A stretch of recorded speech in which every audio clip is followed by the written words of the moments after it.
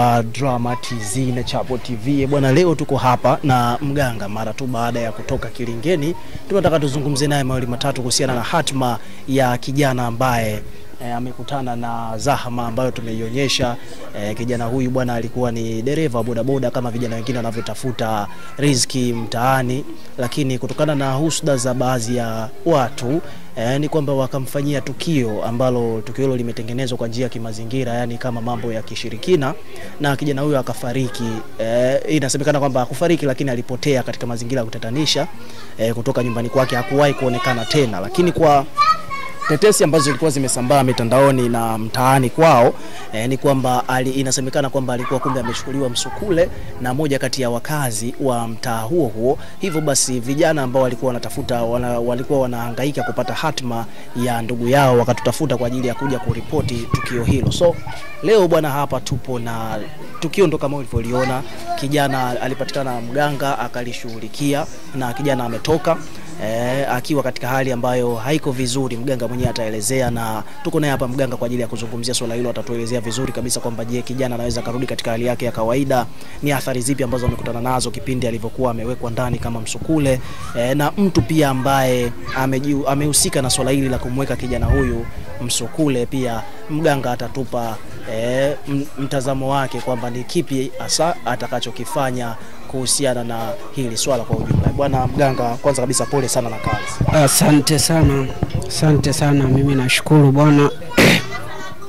Naona hapa nipo sawa sasa, naweza nikaongea, kwa maana kipindi kile nilikuwa nipo kazini muda ule, kwa hiyo hatukuweza kuelewana vizuri. Lakini hili swala bwana, kama mnavyoliona, wamekuja vijana wakiwa wana shida kupotelewa na ndugu yao kwa mazingira ya kutatanisha ambayo yani mwelekeo wake ulikuwa sio mzuri. Lakini na mimi nikawapokea, nikaangalia cha kufanya, nikajua kweli kuna mazingira ambayo hayapo sawa, ila nikapambana na hilo zoezi. Nikakuta kilichokuwa kinaendelea ni nini, ni habari tu za mtaani.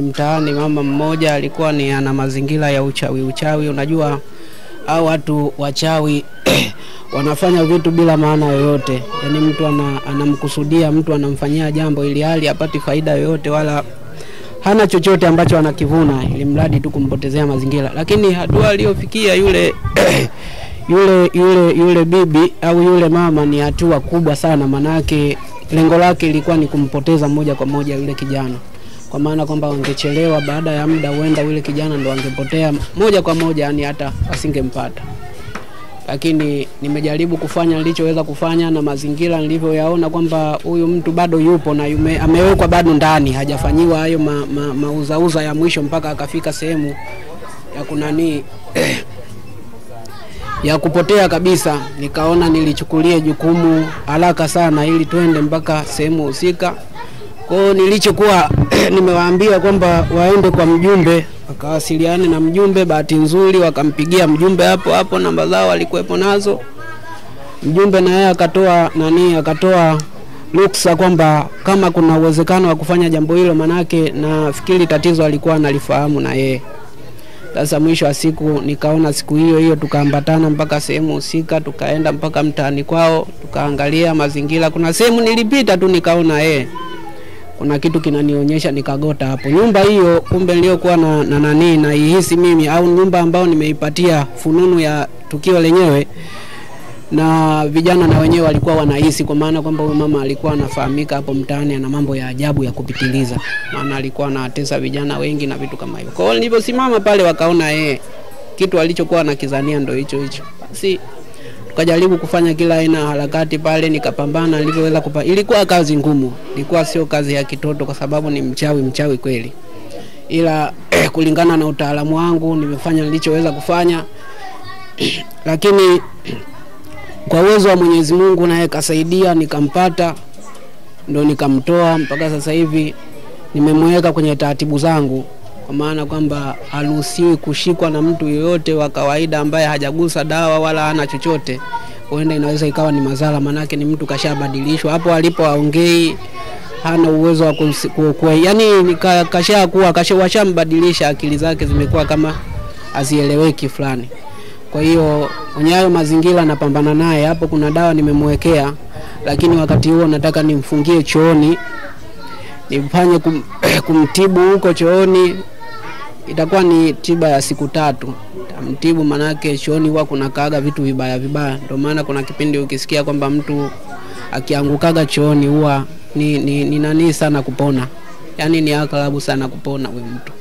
Itokea umepata tatizo ukadondoka chooni, yani pona yako wewe itakuwa ni mtihani sana. Hata kama utapona, lakini upate mtu ambaye anaweza akakupambania vizuri. Japo Mungu ndo kila kitu. Najua bwana Mungu anahusika kwenye jambo lolote. Chochote ambacho unaweza ukadili nacho duniani hapa ni uwezo wa Mungu.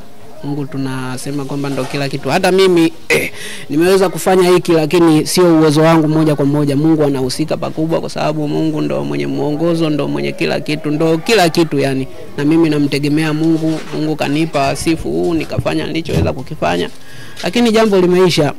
Ila namshukuru Mungu, alhamdulillah, vijana na wenyewe walikuwa wavumilivu, hakukuwa na vurugu yoyote.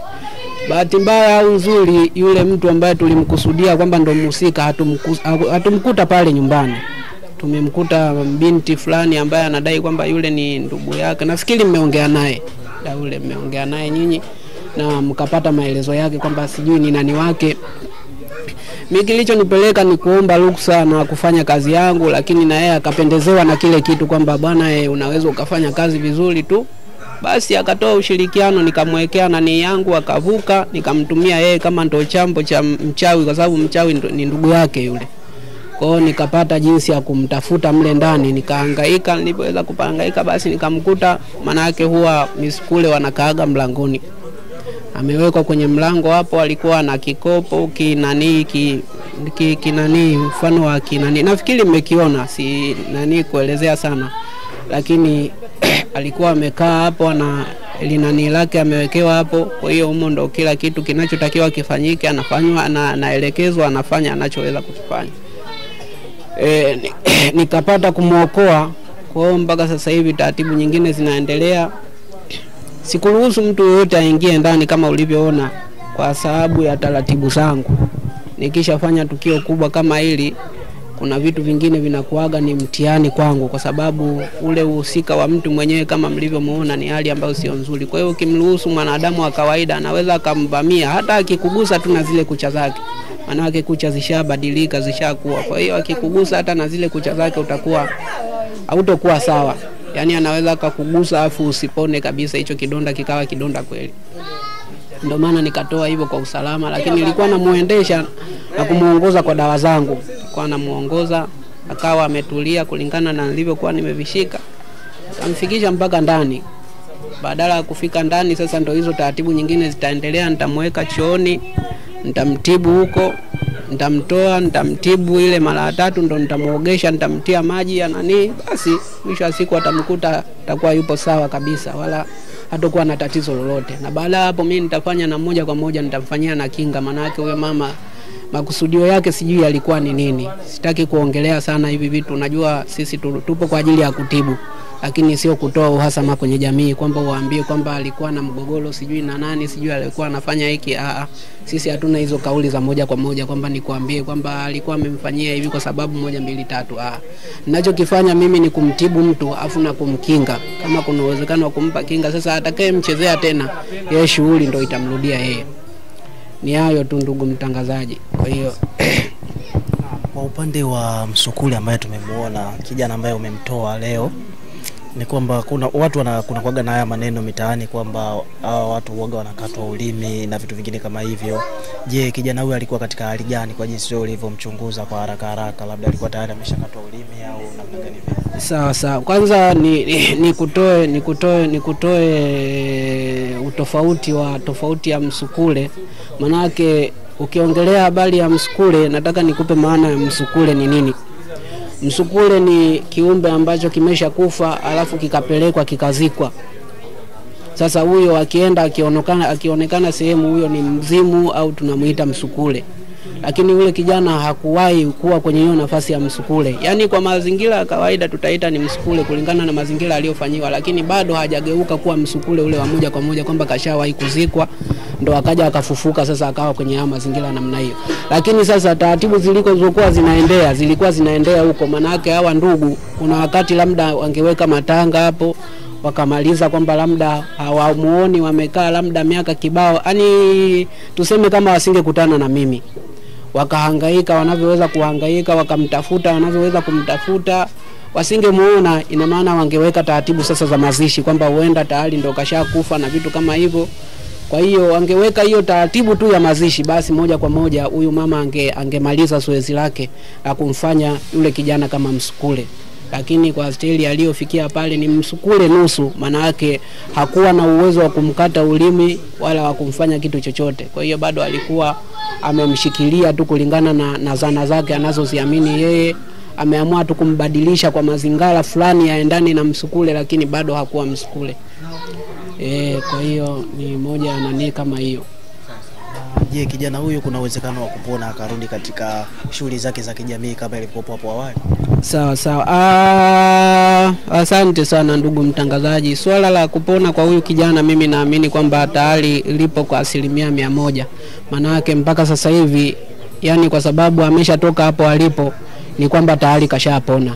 Yani kilichobakia tu ni taratibu za kumuogesha madawa yangu, lakini kwa sababu nimeshamtoa nilipomtoa, ina maana tayari huyu ana uwezo wa kupona na kuendelea na shughuli zake. Ndio maana mwanzo nilisema kwamba nitamtibu afu mwisho wa siku nitampa na kinga ili akitoka hapo awe yupo salama. Kwa hiyo akitoka hata wewe unaweza ukamuona na ukamshangaa kabisa kwamba ni huyu aliyekuepo na hali ile. Kwa ni kitu kama hicho. Kwa kitu ambacho kimetokea labda kwa kitu ambacho kimetokea leo hii, una ushauri gani labda kwa watu ambao wanawafanyia vijana matukio kama mimi asante sana, ni swali zuri ndugu mtangazaji.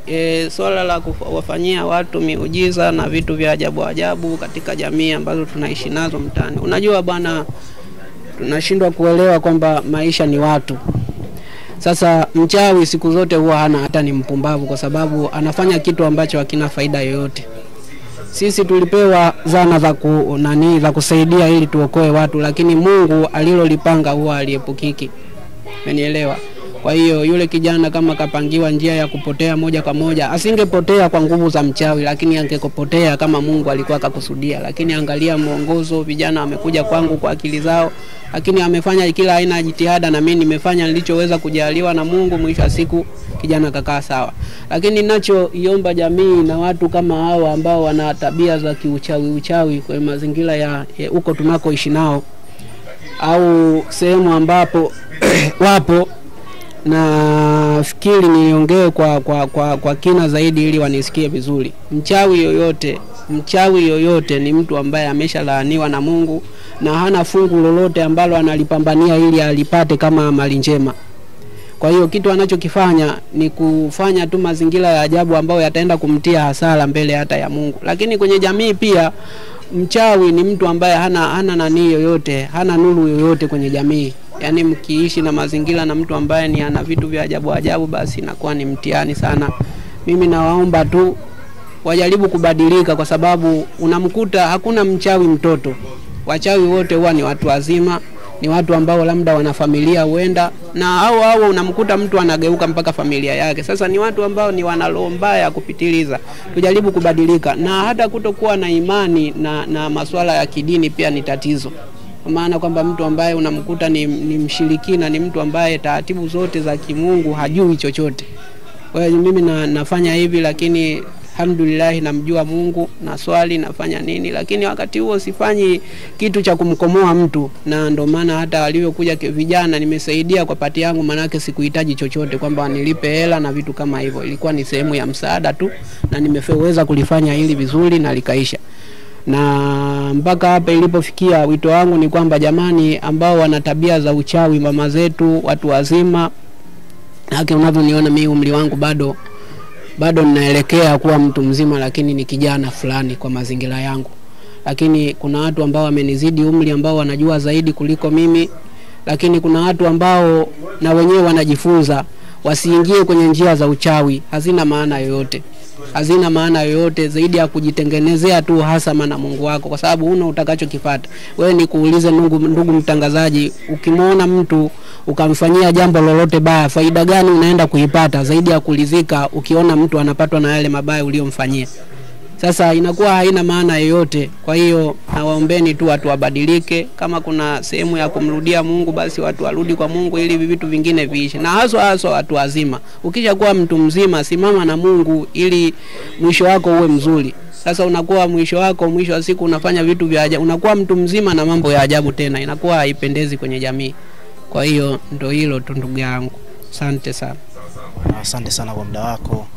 Ndugu mtazamaji, nadhani utakuwa umepata mwanga kuhusiana na hili swala, lakini hatuishie hapa. Ni kwamba tutamfuatilia kijana maendeleo yake kama mtaalamu alivyosema kwamba ndani ya siku 3 itabidi turudi kwa ajili ya kuangalia maendeleo ya kijana huyu. Na kwa mujibu wa yeye mwenyewe alivyozungumza ni kwamba amedai kwamba katika swala zima la kuhakikisha kwamba kijana anapata suluhisho la tatizo ambalo amekutana nalo, ameamua kumweka chooni. Labda tungependa tuambie kuhusiana na issue, kwa nini amweke chooni?